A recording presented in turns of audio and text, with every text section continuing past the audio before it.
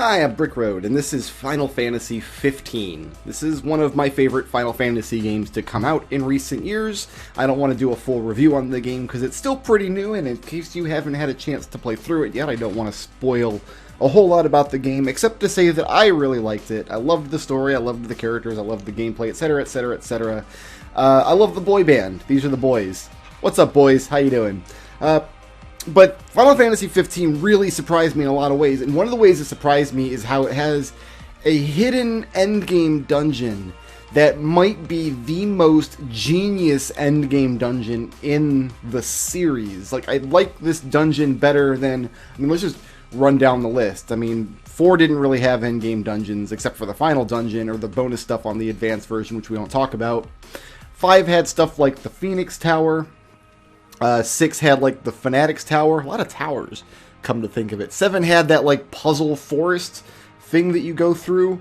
8's entire final dungeon was a weird puzzle. 9 didn't have endgame anything. 10 was bad. 11 was an MMO. 12 had some hidden endgame stuff that was really obscurely hidden. Like, hey, we dropped a key off a floating island. I hope you can see where it landed so we can go to an inconspicuous part of a map that you haven't visited in 16 hours and find the key so you can open the door to a dungeon that you thought you already cleared and go to a new part of that dungeon and fight Gilgamesh. And fighting Gilgamesh was pretty rad. But then 13 had basically nothing in the endgame either, except just running through quests.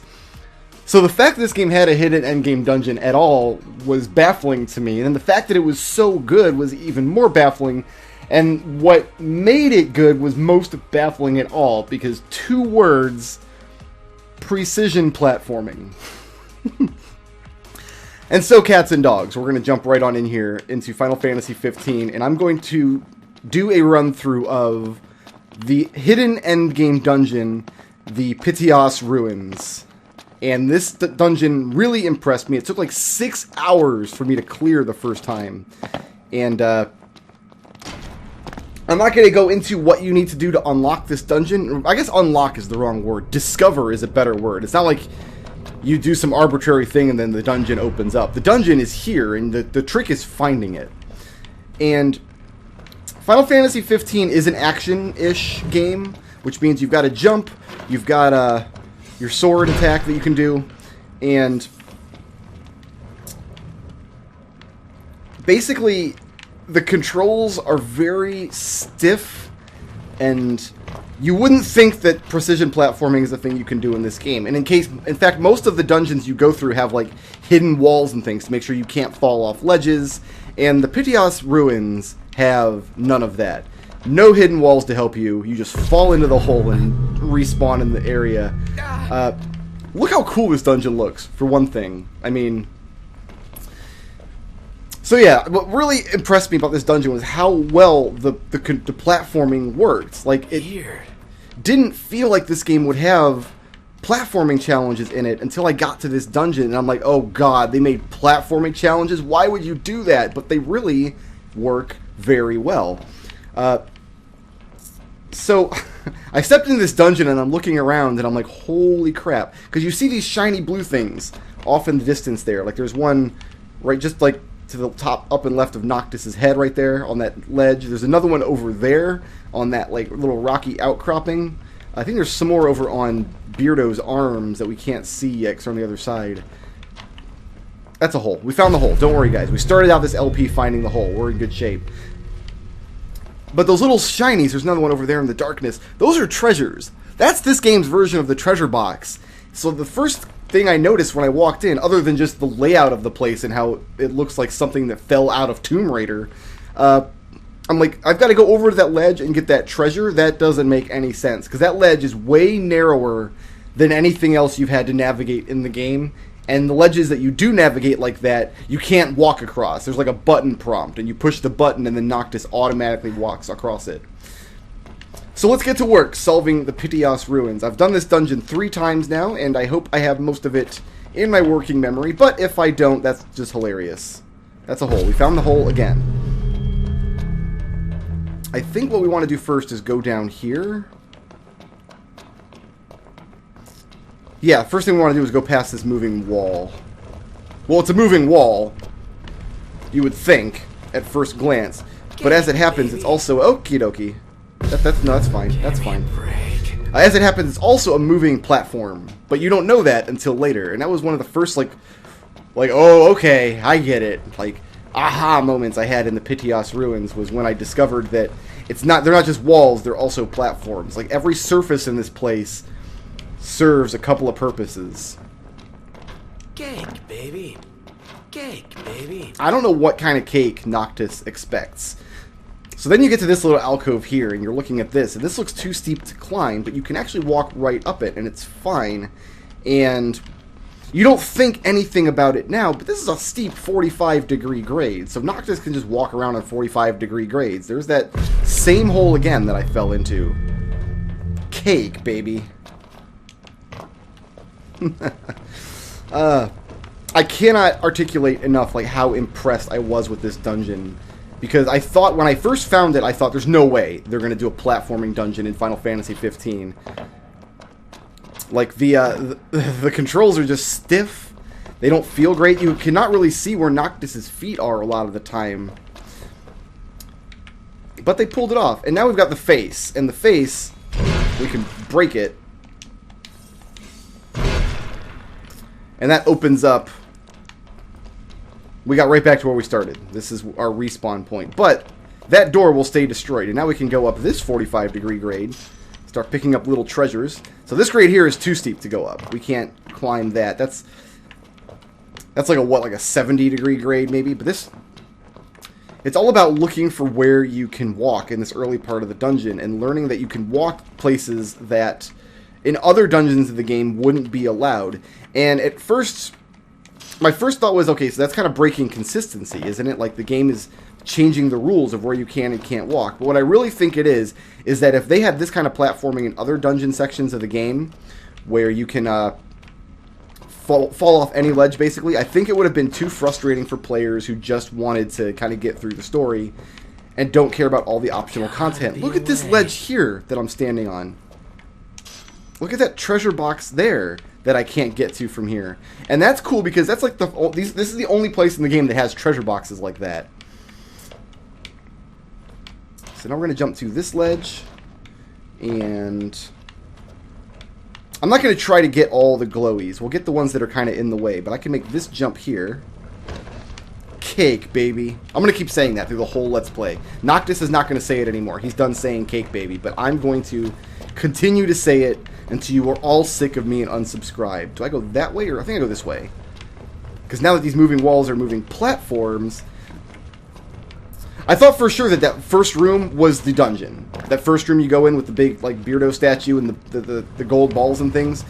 Because that's about the size of like a Tomb Raider dungeon in the new Tomb Raider games. And I thought that was going to be it. Nope. I step into the second room and I'm like, oh, there's 2 big rooms of dungeon. Nope. There's like 70 big rooms. This dungeon just keeps going and going. And like I said, it took me about 6 hours to clear it the first time that I cleared it. It was that long and intensive and took that many retries, but I came out of it so much more confident in my Final Fantasy 15 like platforming skills that I wish there was more to do with them.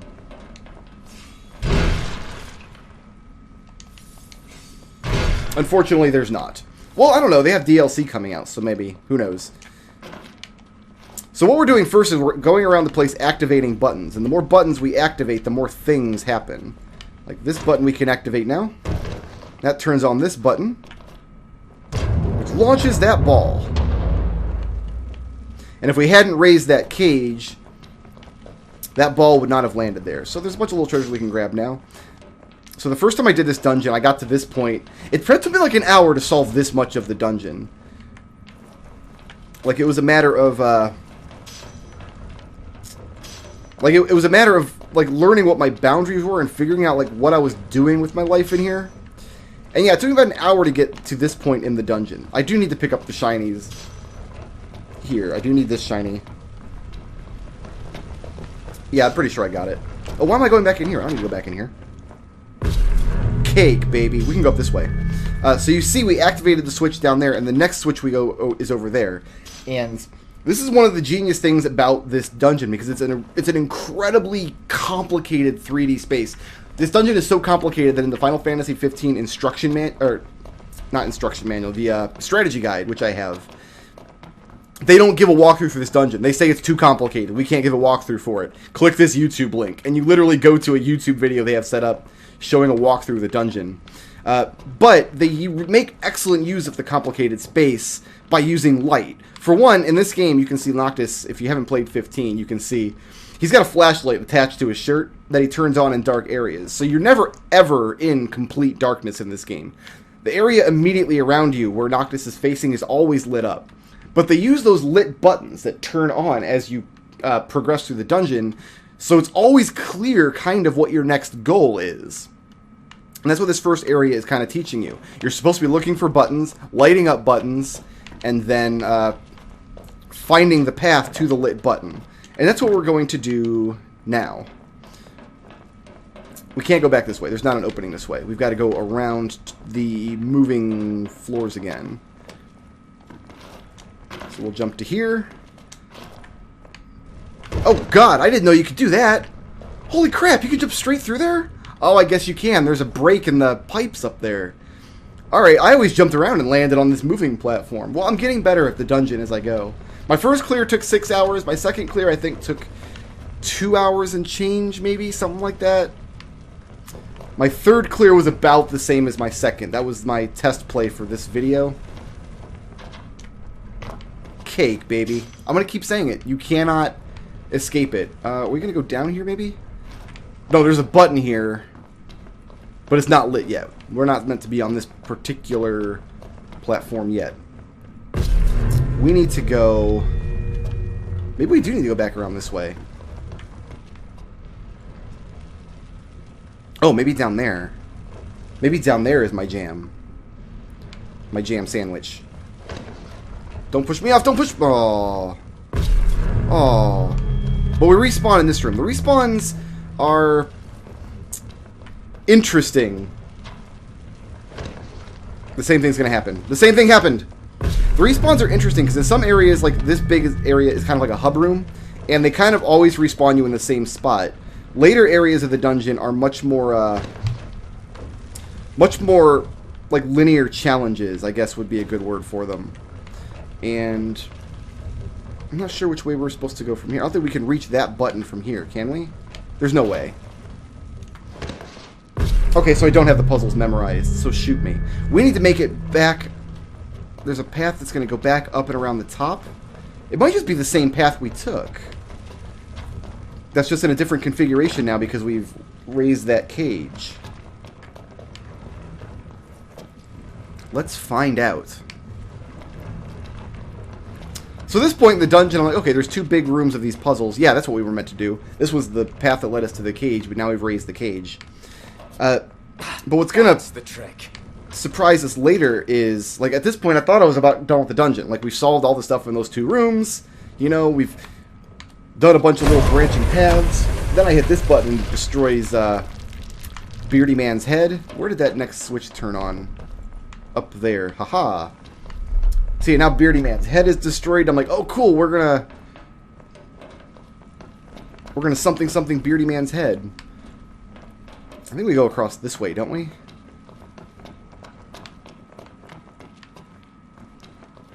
This looks correctish. Yeah, this will take us up top to Beardy Man's head. Or where Beardy Man's head used to be, in any case. Because now we can go walk up his arm here.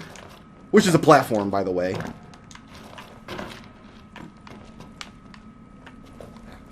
What I'm doing here is I'm holding down the X button to walk so I can more precisely control where I'm going.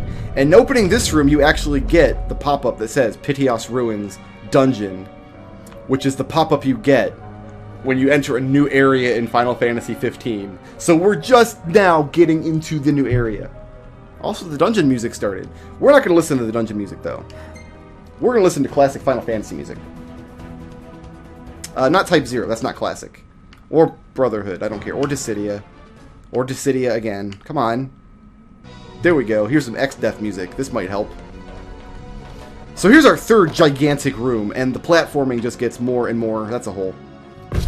The platforming just gets more and more extreme from here. So there's going to be more and more cases where we're going to use our X button to walk slowly. Let me get to this fun-looking trap. The shredder. Guess we're going to go around this way. Yeah, there's nothing over the other way yet. Those spikes, they're not instant death, but they do send you back to the checkpoint. So you can see there's a shiny under there, under that ball. So like, oh, we're going to roll that ball away. That is our goal for this room. And I'm pretty sure that's accurate. That is, in fact, our goal for this room.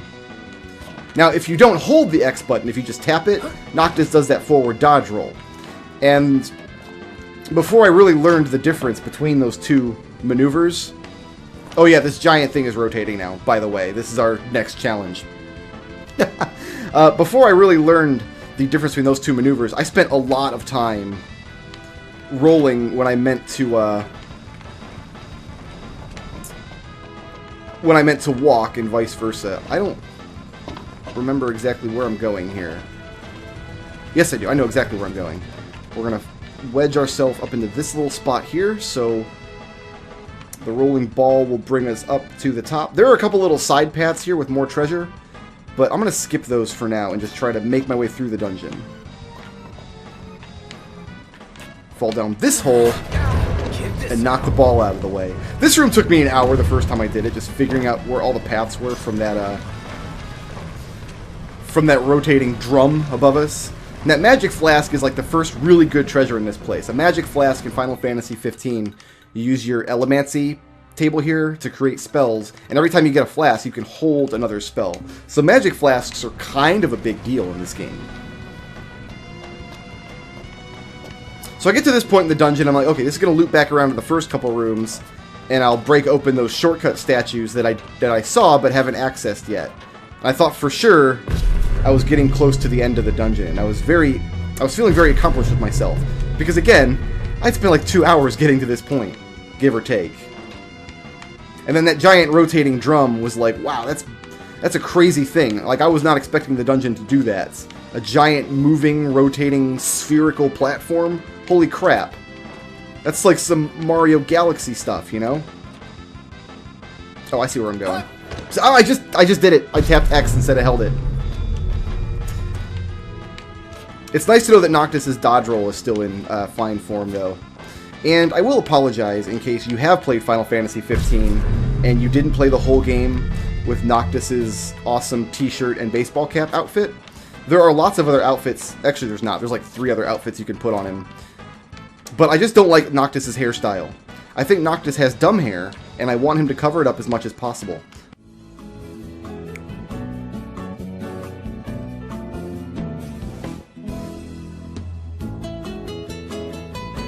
Shoutouts to Benjamin Swan for sponsoring this video, and to everybody who helps make my channel possible by supporting me on Patreon.